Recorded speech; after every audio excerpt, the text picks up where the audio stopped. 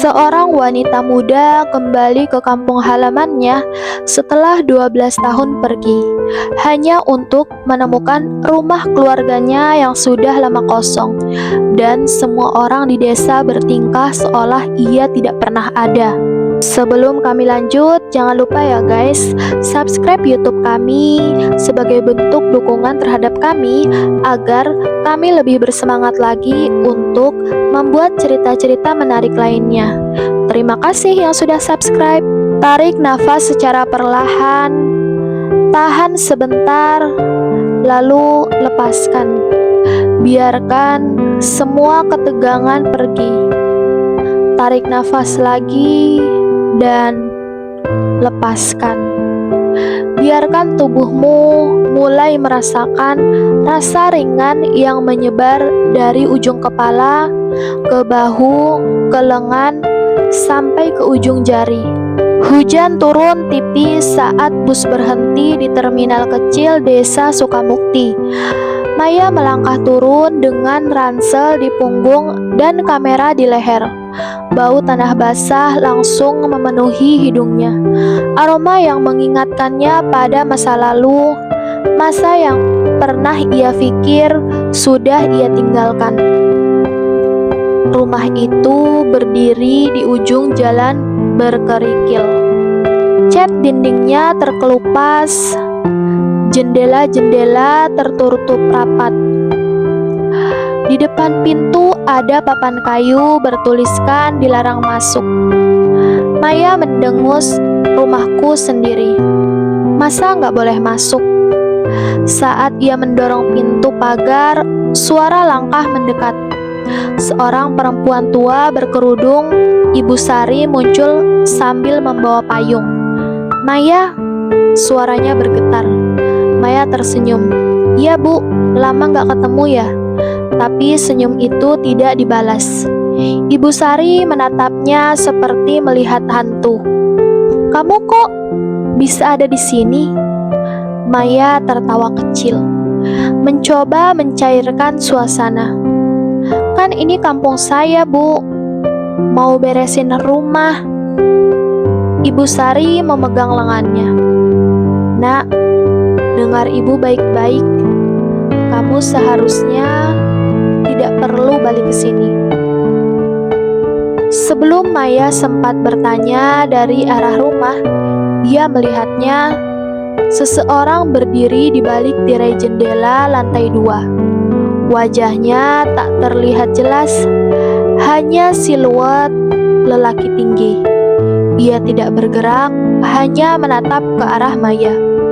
Padahal kunci rumah itu ada di tangan Maya, dan seharusnya rumah itu kosong. Malam itu, suara angin terdengar seperti bisikan yang berulang-ulang memanggil namanya. Maya terbangun setengah sadar dan melihat siluet seorang lelaki di balik jendela kamarnya. Matanya tidak memandang ke dalam, melainkan ke arah jalan sepi di belakang rumah. Wajahnya samar seperti kabut yang belum mau pecah. Maya ingin berteriak, tapi suaranya tertelan oleh angin. Ia hanya bisa memejamkan mata, berharap saat membukanya bayangan itu hilang. Tapi saat kelopak matanya terangkat lagi, lelaki itu sudah tidak ada. Hanya daun-daun yang jatuh pelan di tanah basah. Keesokan paginya, Maya mencoba bertanya pada penduduk desa tentang lelaki itu, tentang siapa saja yang biasa lewat di jalan belakang rumah pada malam hari. Tapi setiap orang yang ia tanya hanya diam. Bibir mereka tersenyum sopan, tapi mata mereka seperti memberi isyarat jangan bertanya lagi. Maya mulai curiga ada sesuatu yang mereka semua sembunyikan, sesuatu yang berkaitan dengan lelaki di jendela itu. Dan mungkin dengan alasan kenapa mereka pura-pura tidak mengenal masa lalunya. Hari itu hujan turun sejak pagi. Maya memutuskan untuk membereskan gudang kecil di ujung rumah, tempat yang selama ini selalu terkunci. Kuncinya ia temukan di balik salah satu buku tua di rak ruang tamu. Anehnya, seolah seseorang sengaja menyembunyikannya tapi tidak cukup rapat agar tidak ditemukan. Begitu pintu terbuka, bau kayu lembab langsung menyergap. Di dalamnya hanya ada beberapa karung berdebu, meja patah, dan tumpukan koran usang. Maya mulai memindahkan barang-barang itu, hingga ujung sapunya menyentuh sesuatu yang keras di lantai. Ia jongkok, ada celah kayu yang tidak seragam. Dengan hati-hati, ia congkel papan itu dan di bawahnya ada sebuah kotak kayu tua dipaku rapat. Ditutupnya terukir lambang bunga mawar dengan 3 kelopak patah. Simbol yang membuat dadanya berdebar entah kenapa. Tangannya bergetar saat ia membuka paku-paku karat itu dengan ujung obeng. Di dalam kotak, ia menemukan foto hitam putih seorang gadis yang mirip dengan dirinya, berdiri di tepi danau, namun mengenakan gaun dari zaman yang jauh lebih tua. Sepotong surat lusuh yang huruf-hurufnya terhapus oleh waktu, tapi satu kalimat masih jelas. Jangan biarkan dia melihatmu di jendela. Hujan di luar mendadak berhenti. Keheningan itu membuat bulu kuduk Maya berdiri, dan saat ia menoleh ke jendela gudang, ia melihatnya lagi. Lelaki itu menatap. Maya tidak bisa tidur pada malam itu. Foto gadis yang mirip dirinya serta surat lusuh dengan kalimat aneh dan tatapan lelaki di jendela. Semuanya berputar di kepalanya. Pagi-pagi, ia pergi ke rumah Pak Surya. Tetua desa yang dikenal masih menyimpan banyak pengetahuan tentang sejarah tempat itu. Ia membawa foto dan kotak kayu itu. Begitu Pak Surya melihat lambang mawar patah ditutup kotak, ekspresinya berubah. Tangan tuanya berhenti di udara dan matanya menatap Maya dengan sangat lama, bahkan terlalu lama. Dari mana kau mendapat ini? Suaranya serak, nyaris seperti bisikan. Maya ragu sejenak dan kemudian menjawab, di bawah lantai gudang rumah yang saya tempati. Pak Surya menghela nafas dengan sangat panjang. Lalu ia duduk perlahan seperti beban besar baru saja jatuh di pundaknya. Mawar patah adalah lambang keluarga Adiwangsa. Keluarga itu dulu menguasai desa ini sebelum tragedi. Ia bercerita, puluhan tahun lalu seorang gadis dari keluarga Adiwangsa bernama Laras hilang secara misterius.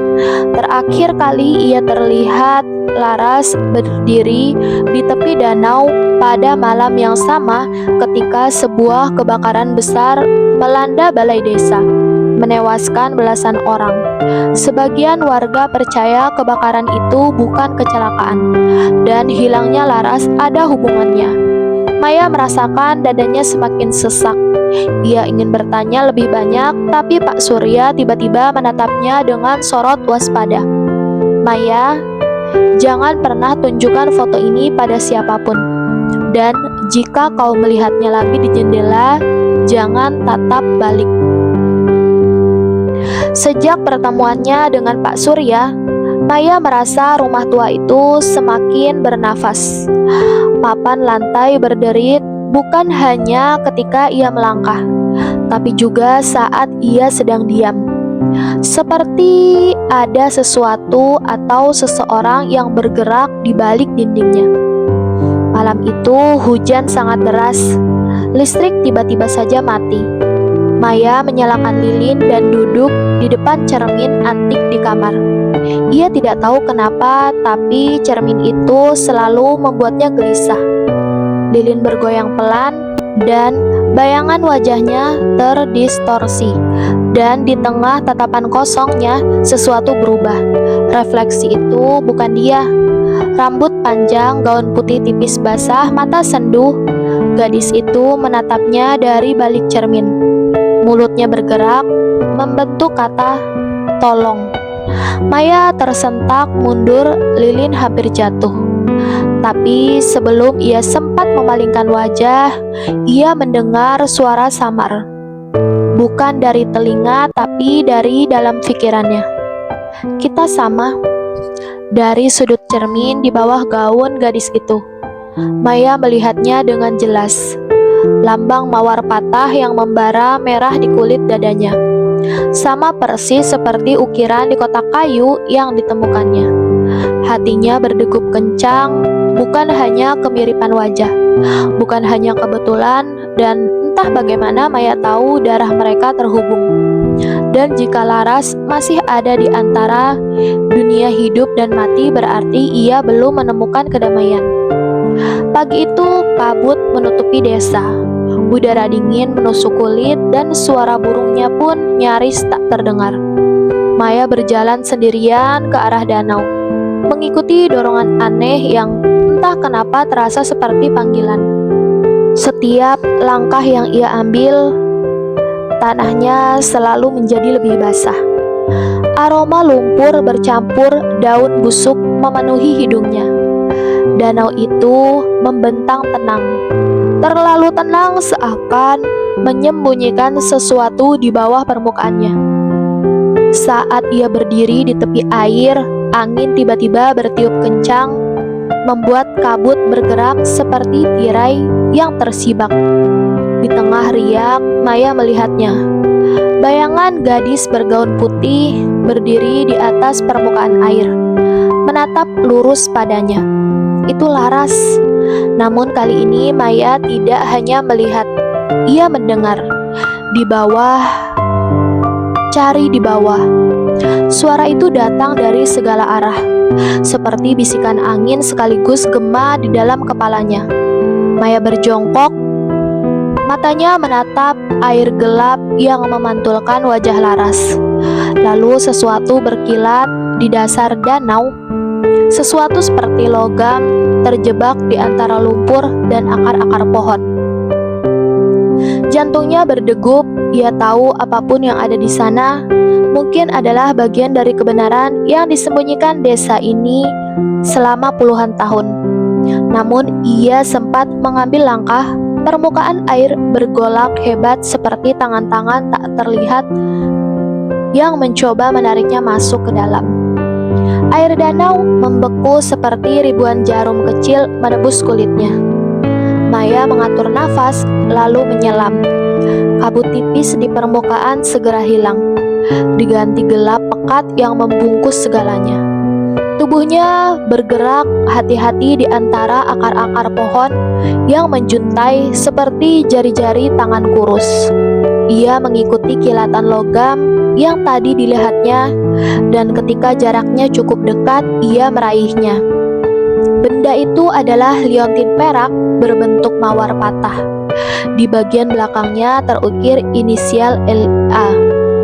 Laras Ayu Ningrum. Maya tertegun, jantungnya berdentum keras di dalam dada. Tapi saat jarinya menyentuh liontin itu, sekelebat gambar melintas di kepalanya. Ia melihat Laras berdiri di tepi danau pada malam hujan. Ada suara pria berteriak marah, bayangan seorang jatuh ke air dan darah. Begitu banyak darah mengalir di antara riak. Maya tersentak hampir kehabisan nafas, lalu berenang kembali ke permukaan. Begitu keluar dari air, ia terbatuk hebat. Matanya berair bukan hanya karena dingin, tapi juga karena rasa takut yang mulai menjeratnya. Sekilas di seberang danau, Maya melihat sosok Laras lagi. Kali ini gadis itu tersenyum samar. Senyum yang bukan hanya sedih, tapi juga seperti mengucapkan, "Kau semakin dekat." Maya menggenggam liontin itu dengan erat. Ia tahu ini bukan sekadar misteri desa dan ini adalah bagian dari dirinya. Maya duduk di meja kamarnya.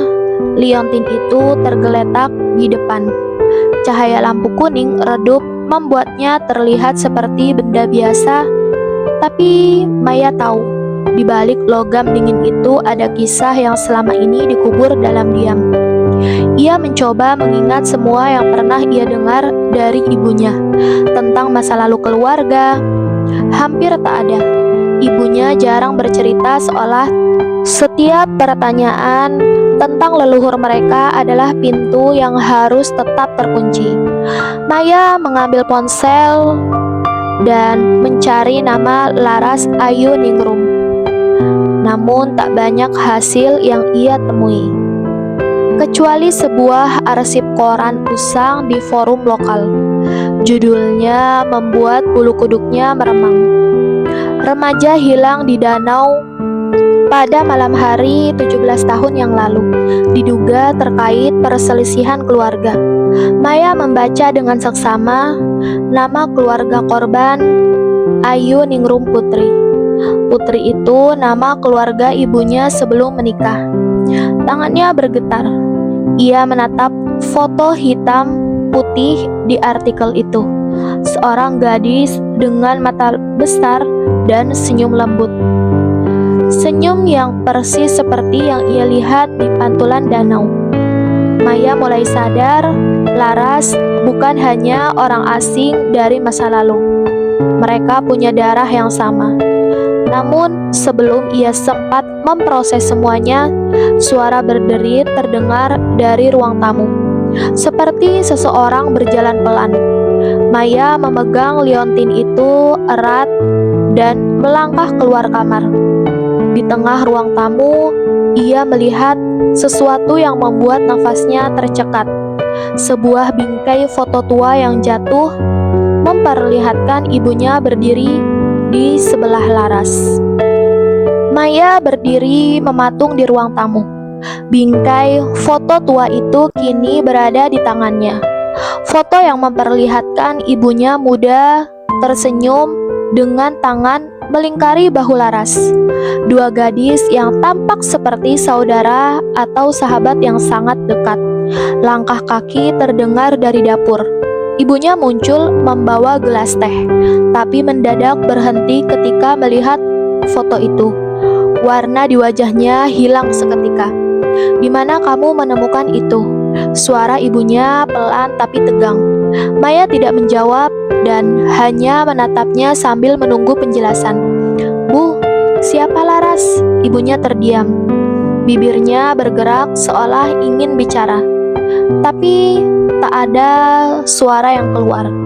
Akhirnya ia menarik nafas panjang lalu berkata, "Dia seseorang yang dulu sangat berarti, tapi dia sudah pergi dan lama sekali."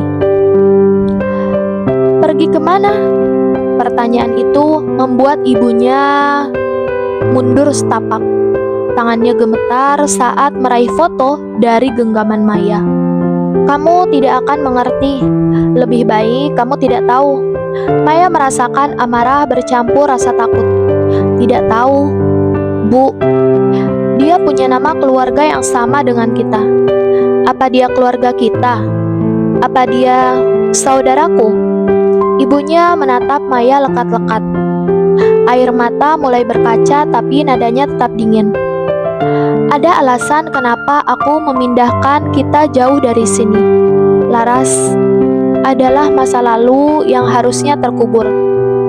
Sebelum Maya bisa bertanya lagi, ibunya berbalik, melangkah cepat ke kamar dan menutup pintu. Dengan suara keras, Maya berdiri di ruang tamu yang kini terasa seperti kuburan rahasia. Namun, saat ia meletakkan foto itu kembali di meja, sesuatu yang tak sengaja jatuh dari belakang bingkai. Sebuah kunci kecil berkarat diukir dengan simbol mawar patah. Kunci itu dingin di telapak tangan Maya, meski udara sore terasa hangat. Ukiran mawar patah di kepalanya terlihat sangat halus, seperti buatan tangan yang penuh arti. Ia memutarnya berulang-ulang, mencoba menebak pintu atau kotak apa yang mungkin dibuka kunci sekecil ini. Malamnya saat ibunya tertidur, Maya mengambil senter dan berkeliling rumah. Ia mencoba di setiap laci tua.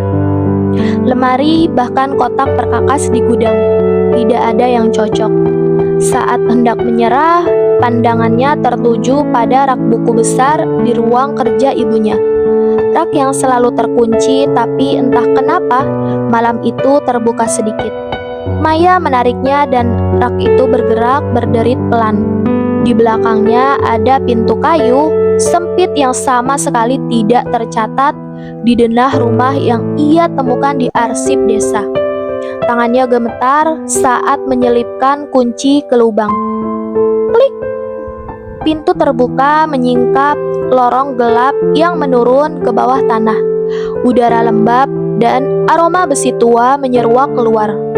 Maya melangkah masuk, senter di tangan. Lorong itu berakhir di sebuah ruangan kecil yang dinginnya penuh foto hitam putih. Semua foto memperlihatkan Laras di berbagai usia, di berbagai tempat.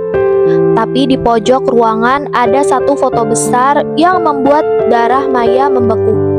Foto itu memperlihatkan Laras dan ibunya berdiri di tepi danau. Di belakang mereka ada Maya kecil, mungkin berusia 5 tahun, memegang tangan Laras. Jantung Maya berdentum keras saat menatap foto itu.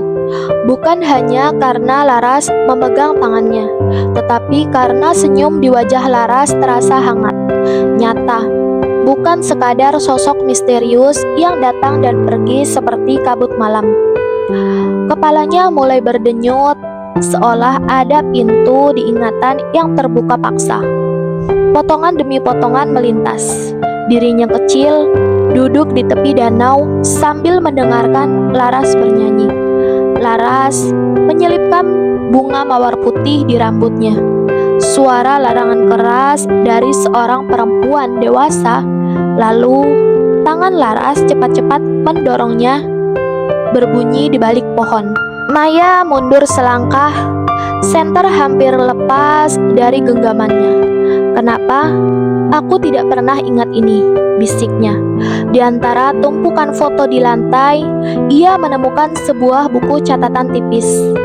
Halaman pertama dipenuhi tulisan tangan yang mirip dengan miliknya, tapi jelas bukan ia yang menulisnya. "Untuk Maya kecil, jika suatu hari kamu kembali, ingatlah kebenaran ada di danau.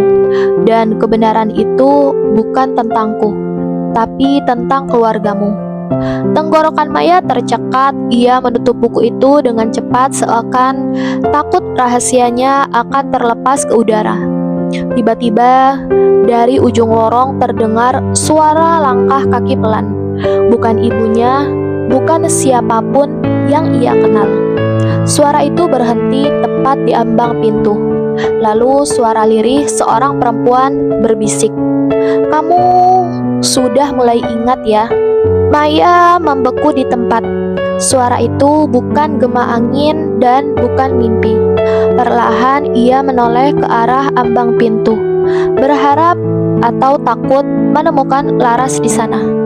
Namun yang berdiri di sana bukanlah Laras. Itu adalah seorang perempuan berusia akhir 20-an. Rambut hitamnya tergerai dan matanya menyala oleh sesuatu yang tak biasa, dan wajah itu adalah miliknya sendiri. Bukan kembar, bukan pantulan di cermin. Sosok itu menatapnya seolah sudah mengenalnya seumur hidup. "Maya," suaranya lembut namun membawa beban yang membuat dada Maya menjadi sesak. "Kamu pikir kenangan itu hilang begitu saja?" "Tidak, aku yang menyimpannya. Karena kalau kamu ingat semuanya sekaligus, kamu akan hancur." Maya mundur setapak. "Siapa kamu?" Sosok itu tersenyum samar. "Aku adalah kamu yang seharusnya mati di danau itu."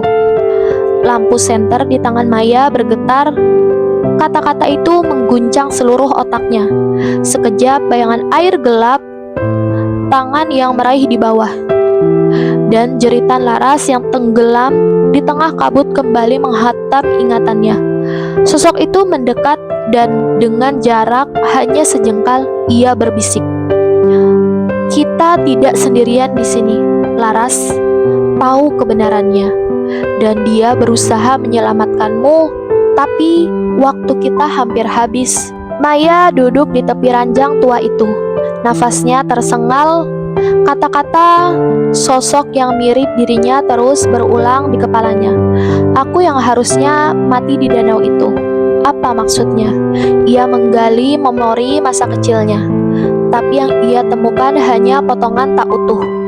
Rasa dingin menusuk tulang, suara air menelan jeritan. Laras memegangi tangannya dengan erat. Cahaya lampu dari jauh lalu gelap. Maya memejamkan mata mencoba menembus kabut ingatan itu. Dan untuk pertama kalinya ia melihat sesuatu yang selama ini terkubur. Seorang anak laki-laki berdiri di tepi danau menyaksikan semuanya. Anak itu tidak menolong. Ia hanya menatap lalu berbalik dan pergi. Tubuh Maya bergetar. Apakah anak itu bagian dari keluarganya? Apakah dia yang membiarkan salah satu dari mereka tenggelam? Ia memutuskan mencari bukti. Dari loteng rumah tua itu, Maya menemukan sebuah kotak kayu berdebu. Kuncinya sama dengan yang pernah ia temukan sebelumnya.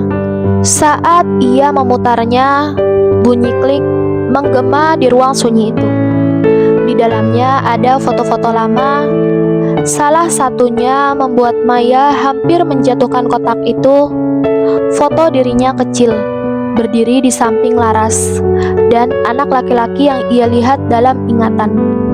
Di bagian belakang foto ada tulisan yang membuat darahnya membeku. Mereka yang tenggelam tidak selalu mati. Malam itu hujan turun deras. Maya duduk di meja kerjanya menatap foto lama yang kini terasa seperti bom waktu. Anak laki-laki di sebelahnya dan Laras. Mata itu dingin, tapi seakan menyimpan sesuatu. Ia mulai mencari di arsip desa, lembar demi lembar catatan yang berbau lembab. Tidak ada banyak data tentang keluarga Laras, tapi di satu halaman laporan kecelakaan danau puluhan tahun lalu, Maya menemukan nama yang membuat nafasnya tercekat. Raka, selamat dari tragedi danau, usia 9 tahun. Raka. Nama itu tidak asing. Ia ingat di beberapa kesempatan selama ia tinggal di rumah itu, ada seseorang pria asing yang terlihat dari kejauhan.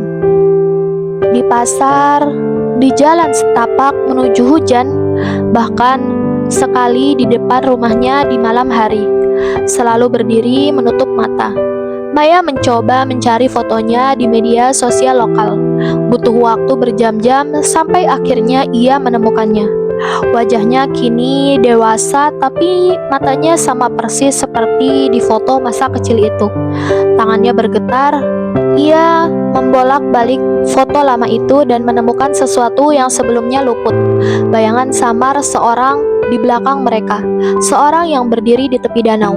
Saat ia menatap foto itu lebih lama, tiba-tiba layar ponselnya berkedip. Sebuah pesan masuk dari nomor tak dikenal. Kamu mengingatnya kan? Jangan lupa, kita belum selesai. Hujan di luar semakin deras, seolah ikut menutup rapat rahasia yang baru saja terbuka. Maya akhirnya memutuskan untuk berhenti bersembunyi. Setelah mengikuti petunjuk samar dari pesan itu, ia menemukan sebuah rumah tua di pinggiran desa. Separuh dinginnya tertutup lumut. Di sana Raka menunggunya, bersandar di pintu seolah sudah tahu Maya akan datang. Jadi kamu ingat aku? Suaranya rendah, nyaris tak terdengar di antara suara hujan yang menetes dari atap seng. Maya menelan ludah. Aku ingat matamu dan danau itu. Raka tersenyum tipis, tapi matanya tak ikut tersenyum. Bagus, itu artinya waktumu hampir habis. Maya mundur setapak. Apa maksudmu? Raka masuk ke rumah memberi isyarat agar Maya mengikutinya. Begitu masuk, udara dingin menusuk bercampur aroma kayu lembab. Di meja kayu lapuk ada tumpukan koran dan foto-foto lama. Di salah satunya terlihat Laras dan Raka dan seorang perempuan yang wajahnya sangat mirip dengan Ibu Maya, tapi jauh lebih muda. "Itu siapa?" tanya Maya dengan suaranya yang sangat bergetar. Raka menatapnya lama. "Itu ibumu, dia ada di danau hari itu. Dan dia tahu persis apa yang terjadi." Maya terpaku, tak bisa berkata apa-apa. Raka melanjutkan. Suaranya kini menjadi bisikan yang sangat menakutkan. "Kecelakaan itu tidak pernah terjadi. Semuanya sudah diatur. Dan kamu, Maya, kamu bukan hanya saksi, kamu adalah bagian dari rencana itu." Di luar, petir tiba-tiba menyambar seolah langit ikut membenarkan kata-kata Raka. Maya pulang dengan dada berdegup kencang. Kata-kata Raka terus berulang di kepalanya. "Ibumu ada di danau hari itu." Saat membuka pintu rumah, aroma wangi menyengat tercium, bukan wangi masakan, melainkan bau kertas terbakar. Di ruang tamu, ibunya sedang duduk di lantai, dikelilingi oleh tumpukan kotak. Salah satunya kosong, yang lain penuh berkas, foto, dan buku catatan. Sebagian sudah menjadi abu di mangkuk logam kecil. "Mah, ini apa?" Suara Maya terdengar lebih tajam dari yang ia maksudkan. Ibunya menoleh tersenyum tipis, hanya merapikan barang lama yang tidak penting. Tapi Maya tahu itu pembohongan. Di antara sisa abu yang belum habis terbakar, ia melihat secarik foto yang ujungnya gosong. Foto Laras mengenakan gaun putih di tepi danau. Ia terburu-buru memadamkan bara dengan tongkat logam lalu berdiri. "Maya, beberapa hal lebih baik dilupakan." Maya maju selangkah. "Kalau memang tidak penting, kenapa harus dibakar? Kenapa aku tidak boleh tahu?" Ibunya menghela nafas, menatap Maya lama seolah menimbang. Tapi akhirnya ia hanya berkata, "Karena kalau kamu tahu, kamu tidak akan bisa kembali menjadi dirimu yang sekarang." Kalimat itu membuat tubuh Maya menjadi dingin. Di luar, angin berhembus kencang, dan untuk sesaat ia merasa ada seseorang mengintip dari balik jendela. Bayangannya tinggi yang menghilang begitu ia berkedip. Maya belum bisa tidur malam itu. Kata-kata ibunya terus menggaung di kepalanya, bercampur dengan rasa penasaran yang semakin mencekik. Sekitar pukul 2 dini hari, ia tak tahan lagi. Ia mengambil jaket lalu menyelinap keluar rumah. Ia menuju kafe tua di pinggir kota, tempat Raka bilang ia sering nongkrong. Lampu di dalam mati, tapi pintu belakangnya tidak terkunci. Maya masuk pelan-pelan, dan di meja sudut ia menemukan Raka membongkar tumpukan map dan foto yang terlihat sangat mirip dengan yang dibakar ibunya. "Raka!" suaranya nyaris berbisik. Raka terlonjak, buru-buru menutup map. "Kamu ngapain di sini?" "Aku yang harusnya tanya itu. Kenapa kamu punya foto-foto itu?" Maya menunjukkan ke selembar yang jatuh ke lantai. Foto ibunya saat masih muda, berdiri di dermaga danau dengan Laras kecil di sebelahnya. Raka menatapnya lama lalu berkata lirih, "Karena bukan cuma ibumu yang ingin menghapus masa lalu, Mai. Aku juga, tapi untuk alasan yang berbeda." Maya menyeringgit. "Maksudnya?" "Aku mencari sesuatu, bukti bahwa tragedi itu bukan kecelakaan. Dan aku rasa keluargamu punya kuncinya." Sebelum Maya sempat bertanya lagi, pintu belakang kafe berderi terbuka. Seseorang masuk, siluetnya gelap tapi langkahnya mantap. Raka langsung menyembunyikan map di bawah meja. Suara dingin terdengar dari pintu. "Sepertinya kalian berdua sudah terlalu jauh." Langkah itu semakin dekat. Lampu kafe tiba-tiba menyala, dan Maya bisa melihat jelas lelaki itu berjaket kulit hitam, wajahnya sebagian tertutup topi, dan matanya tajam, tapi anehnya terasa familiar. "Tutup semua map itu dan serahkan ke saya," ucapnya tenang, tapi nadanya seperti pisau dingin. Raka refleks berdiri, posisinya setengah melindungi Maya. "Kalau kami nggak mau?" Lelaki itu tersenyum tipis, lalu mengeluarkan sesuatu dari sakunya. Bukan pistol, tapi kunci besi tua. Kunci yang persis seperti milik Maya. "Kalau kalian nggak mau, saya akan pastikan kalian nggak sempat membuka pintu manapun." Maya merasakan darahnya membeku. "Kamu siapa?" Suaranya bergetar. "Bukan siapa-siapa," jawabnya. "Tapi aku ada di sana malam itu.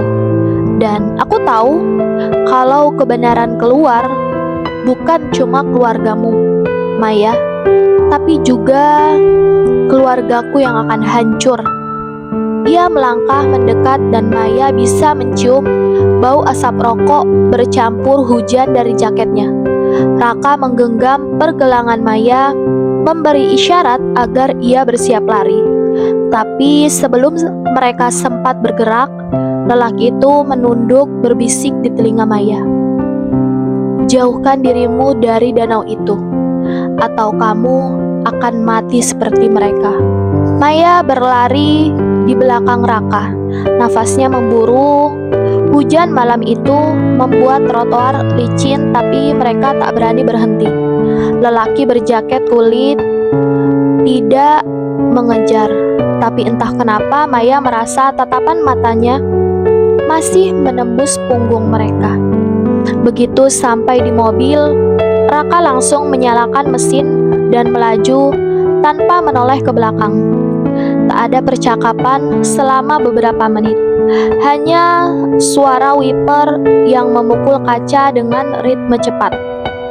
"Raka, siapa dia?" Maya akhirnya bertanya. Raka menggertakkan rahang. "Gak penting. Yang penting kita jauhin semua bukti itu." "Bukti itu penting, Rak. Kalau dia ancam kita, artinya..." "Cukup," Raka memotong. Nada suaranya tajam. "Kamu gak ngerti, Mai. Ada hal-hal yang lebih baik kamu gak tahu." Maya terdiam, tapi kecurigaannya semakin menebal. Pandangannya melirik ke kursi belakang lalu ke bagasi.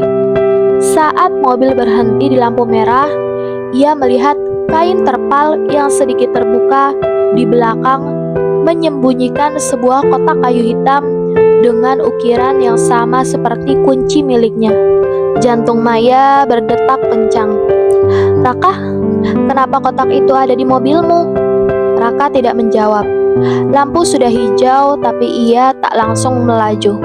Udara di antara mereka membeku dan Maya mulai sadar selama ini bukan ibunya yang menyembunyikan sesuatu darinya. Raka pun menyimpan potongan masa lalu yang mungkin akan mengubah semuanya. Maya menunggu sampai mobil berhenti di depan rumah Raka.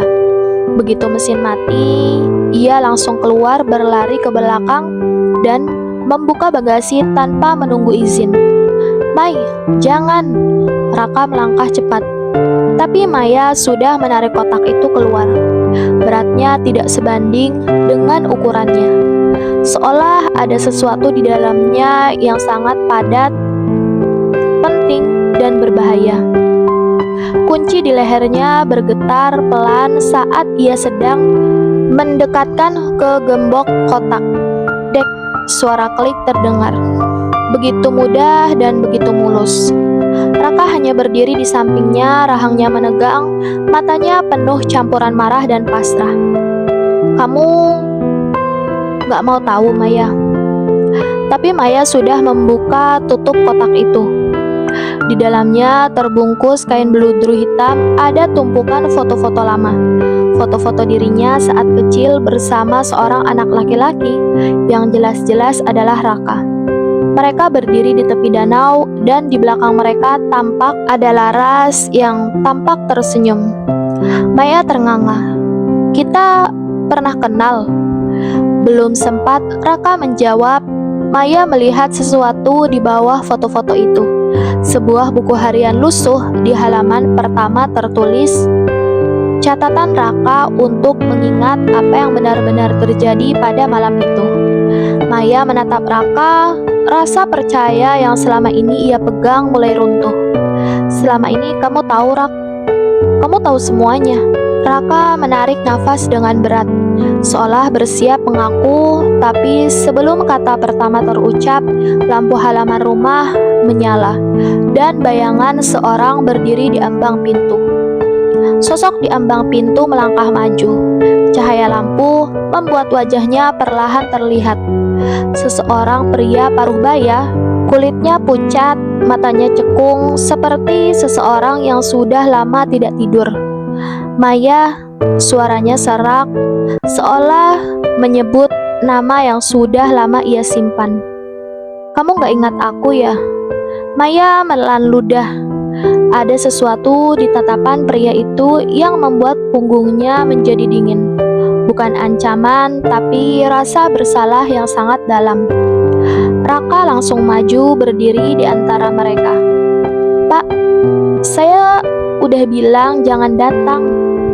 "Aku gak bisa diam lagi, Rak," potong pria itu.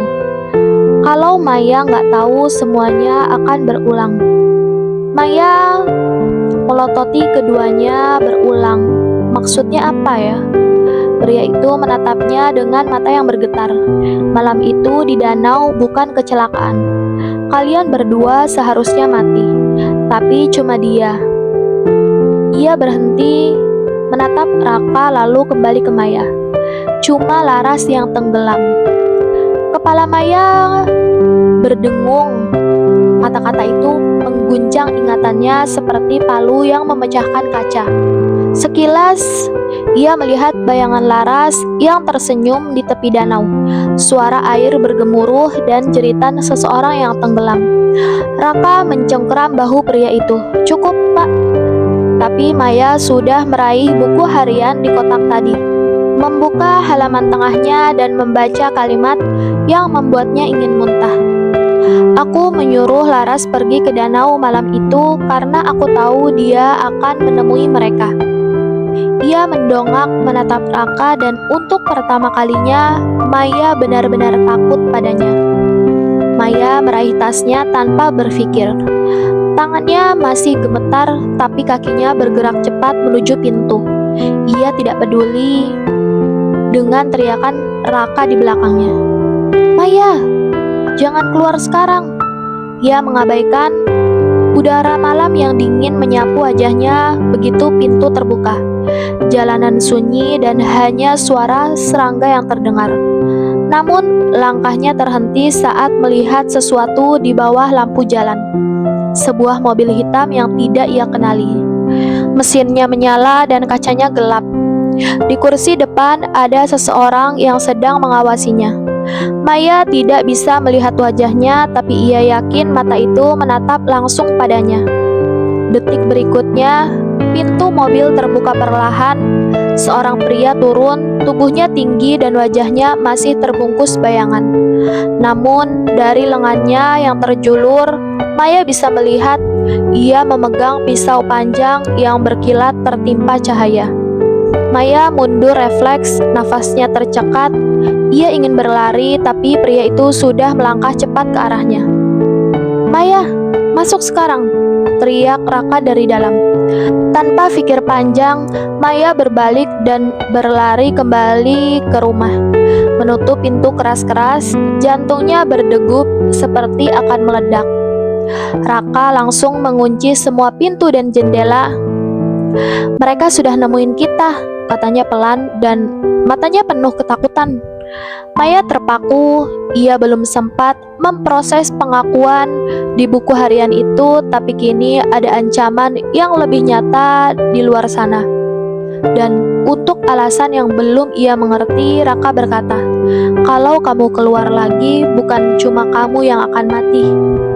Suara ketukan di luar pintu berhenti, tapi suasana di dalam rumah tetap tegang.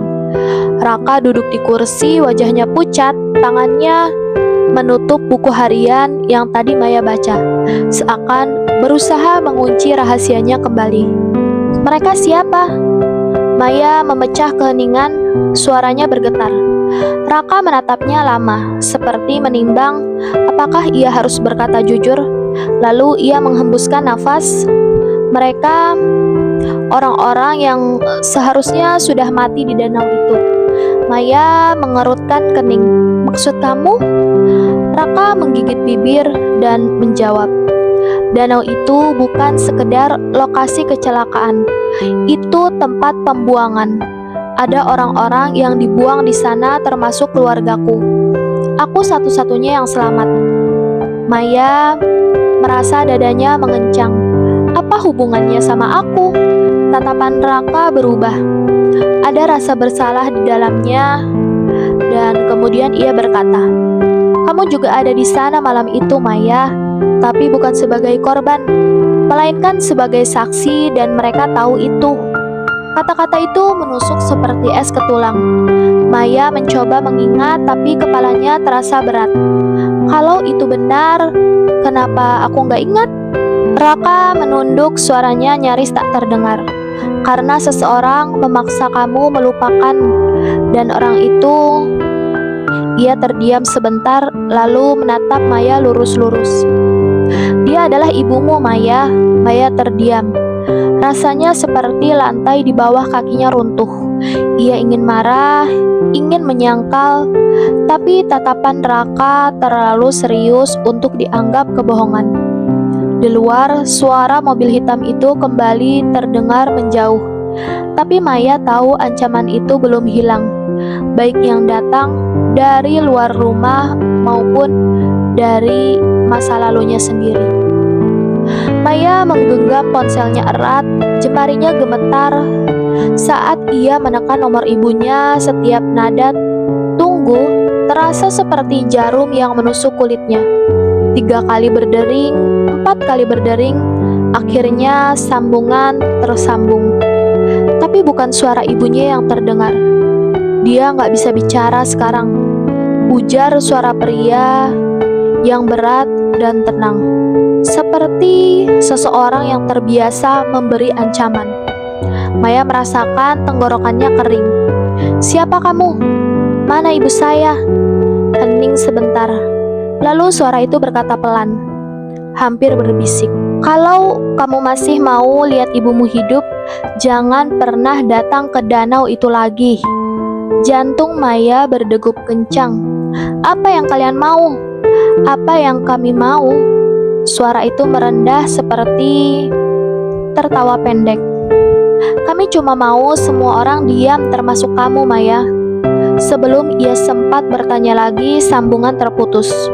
Maya menatap layar ponsel yang kini gelap. Tangannya dingin. Raka yang dari tadi memperhatikan melangkah mendekat. Itu mereka kan? Maya mengangguk lemah. Dan mereka punya ibu. Raka menarik nafas dalam. Berarti waktunya gak banyak. Di luar, suara angin malam tertiup kencang, seperti membawa bisikan dari danau yang belum sepenuhnya terungkap. Langkah Maya terhenti di depan mobil. Tangannya gemetar saat meraih gagang pintu. Raka sudah berdiri di sisi lain, memandangnya seperti ingin memastikan sekali lagi. Kamu yakin? Suaranya rendah, nyaris kalah oleh deru angin malam. Aku gak punya pilihan, jawab Maya pelan. Kalau ibu ada di sana, aku harus menemukannya. Perjalanan menuju danau terasa seperti menembus waktu. Jalanan berliku diapit hutan gelap. Pohon-pohon bergoyang pelan seolah berbisik. Raka memegang setir erat, tatapannya fokus, tapi Maya bisa melihat urat tegang di pelipisnya. Begitu mereka sampai, kabut tebal menyelimuti permukaan air. Danau itu terlihat sama seperti dalam mimpi Maya, yaitu hitam, tenang, seakan menunggu, tapi di tepi air ada sesuatu yang tidak seharusnya ada. sebaris jejak kaki menuju ke tengah kabut. Maya menelan ludah dan ia mengatakan, "Itu jejak ibu." Raka memandang ke arah jejak itu, lalu menarik nafas panjang. "Atau jebakan," kata Raka. Maya sadar apapun yang menunggu di dalam kabut itu mungkin bukan hanya kebenaran. Kabut semakin tebal ketika Maya dan Raka melangkah mengikuti jejak kaki itu. Setiap pijakan membuat daun kering remuk pelan di bawah sepatu. Suara yang entah kenapa terasa terlalu keras di telinga. "Jangan terlalu jauh," bisik Raka. Matanya terus menyapu sekitar. "Kalau kabut menutup jalannya, kita bisa tersesat." Jejak kaki itu makin lama makin samar, seperti dihapus pelan-pelan oleh tangan yang tak terlihat. Maya mulai berjalan lebih cepat. Jantungnya berdegup kencang. "Ibu pasti di sini, aku bisa merasakannya."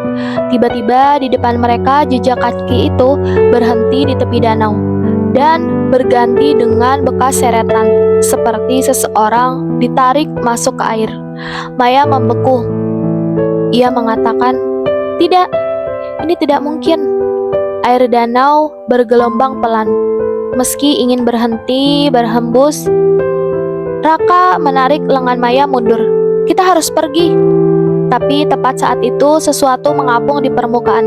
Sebuah selendang tipis berwarna biru, milik ibunya. Basah, berat, dan dingin seperti baru saja diambil dari dasar air.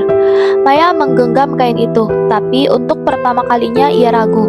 Apakah ibu masih hidup? Atau selama ini ia hanya mengejar bayangan?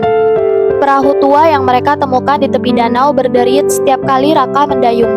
Air hitam memantulkan kabut seperti cermin retak, membuat Maya tak bisa membedakan di mana langit berakhir dan air dimulai.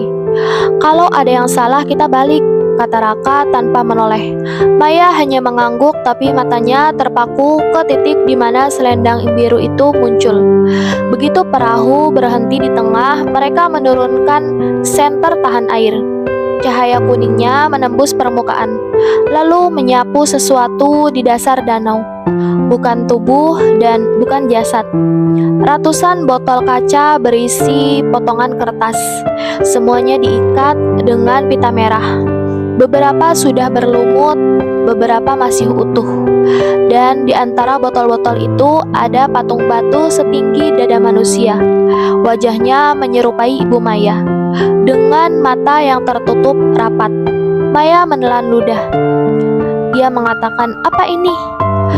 Sebelum Raka sempat menjawab, sesuatu bergerak di bawah patung itu, seperti tangan pucat yang meraih dari lumpur, mencengkram dasar perahu hingga kayunya bergetar. Air mulai bergolak dan Maya sadar mereka tidak sendirian di tengah danau itu. Raka langsung mendayung begitu arus di sekitar mereka mulai berputar. Tapi perahu tua itu hanya bergeser beberapa sentimeter sebelum berhenti, seolah ada sesuatu yang menahannya dari bawah. "Ini nggak mungkin," gumam Raka sambil mencengkram dayung.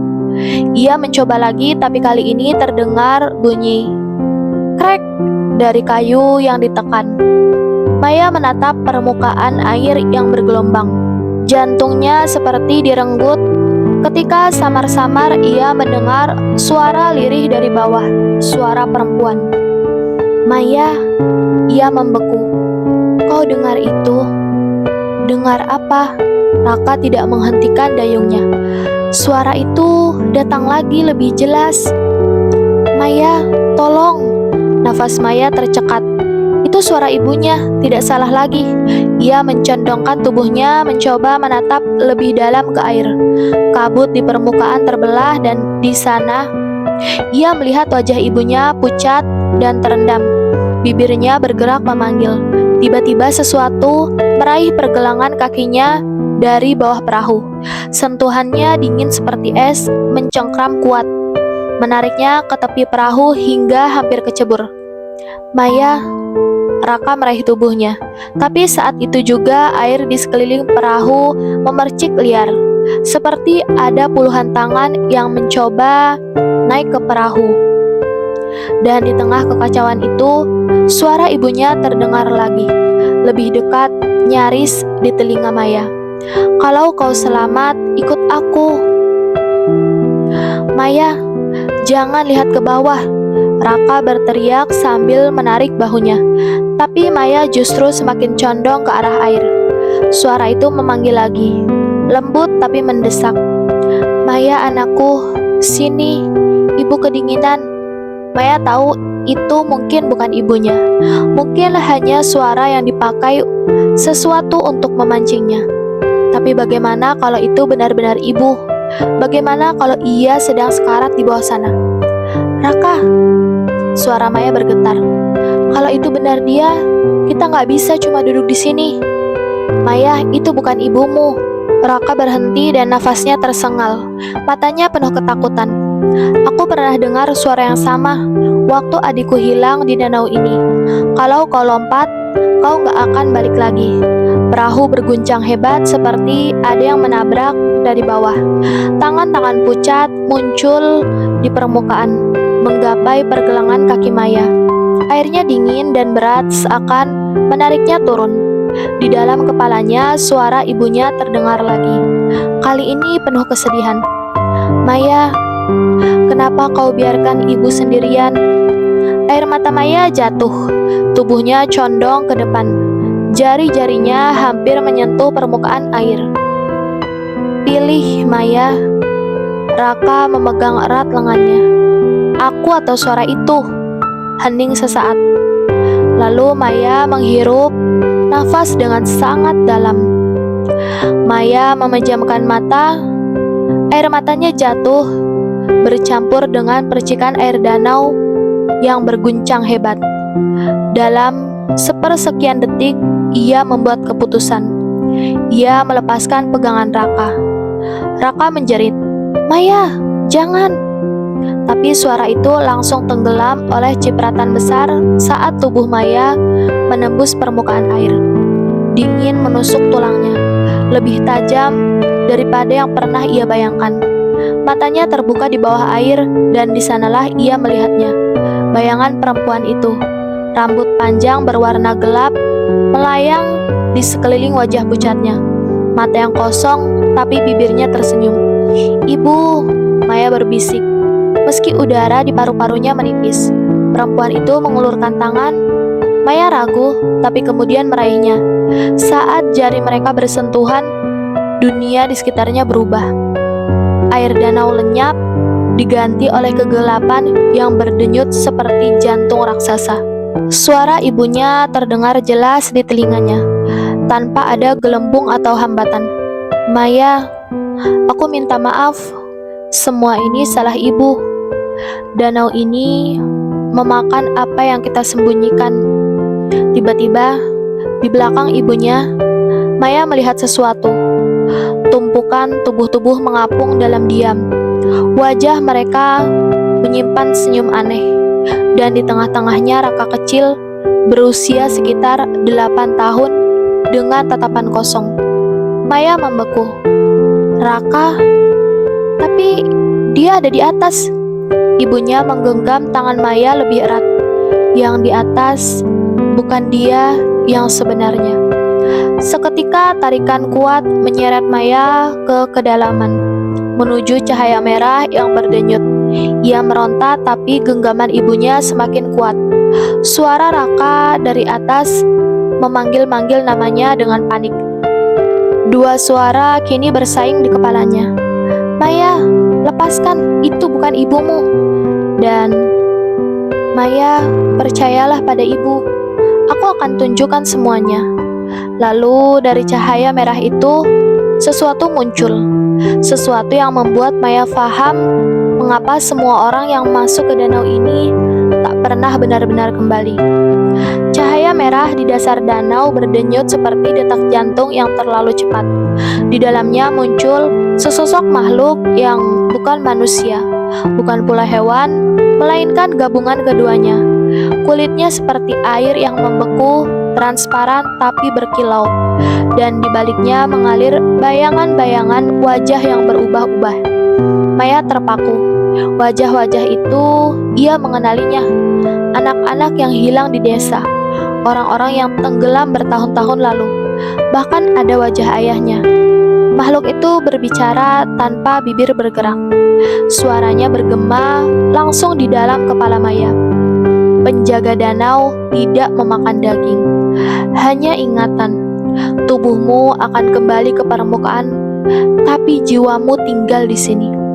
Ibunya menatap Maya dengan mata penuh rasa bersalah. Aku sudah jadi bagian dari sini sejak lama, Maya.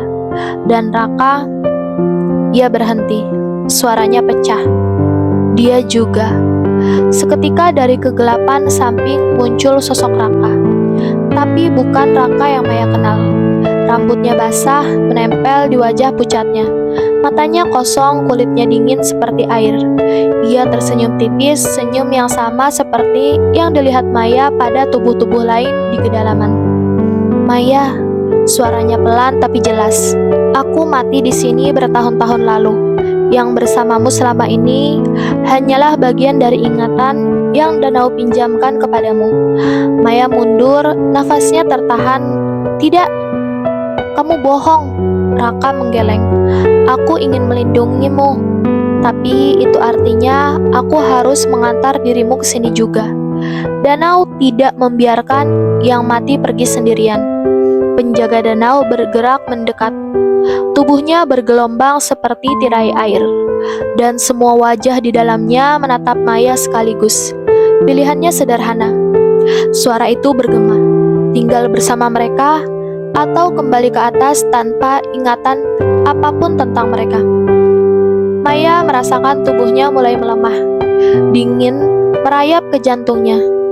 Ibu menggenggamnya satu tangan.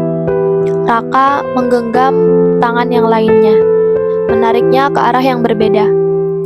Air di sekelilingnya bergetar dan cahaya merah makin menyilaukan. Maya tahu apapun yang ia pilih akan mengubah segalanya.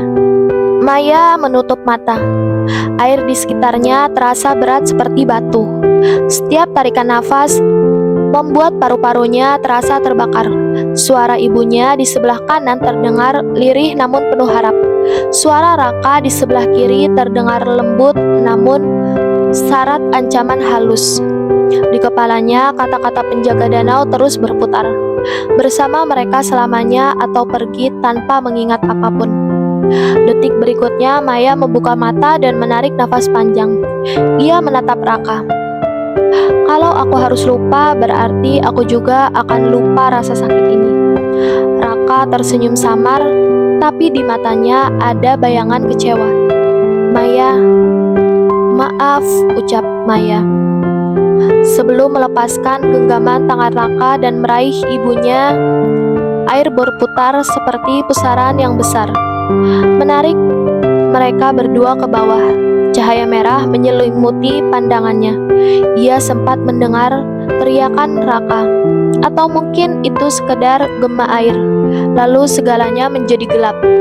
Saat Maya tersadar, ia terbaring di tepi danau sendirian. Pakaian dan rambutnya basah kuyup, tapi tubuhnya hangat. Di sekelilingnya orang-orang desa berkerumun. Wajah mereka penuh rasa ingin tahu. Seorang wanita tua menatapnya dan bertanya, "Nak, kau siapa? Dari mana datangnya?" Maya terdiam. Ia mencoba mengingat nama, wajah ibunya, Raka, tapi otaknya seperti dingin dan kosong. Satu-satunya yang tersisa hanyalah rasa hampa yang menekan dada. Di tengah danau, permukaan air bergelombang pelan. Jika seseorang melihat cukup lama, mungkin akan tampak dua sosok berdiri di sana. Seorang wanita dan seorang pemuda, tersenyum dan melambaikan tangan sebelum menghilang kembali ke kedalaman. Maya tak tahu kenapa, tapi air matanya menetes tanpa alasan yang ia mengerti. 10 tahun kemudian, Maya duduk di bangku kayu, menghadap danau yang tenang. Ia tinggal di kota kecil di pinggir perbukitan, jauh dari tempat ini. Tapi entah kenapa setiap musim panas kakinya selalu membawanya kembali. Ia menatap riak air yang memantulkan cahaya senja. Angin membawa aroma tanah basah persis seperti yang ia ingat, atau persis seperti yang ia pernah rasakan. Seseorang bocah laki-laki berlari kecil mendekatinya.